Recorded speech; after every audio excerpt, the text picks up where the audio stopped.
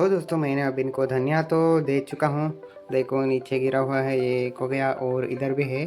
और ये दाना भी खाने स्टार्ट कर दिया है और पानी भी मेरे ख्याल से पिए होंगे।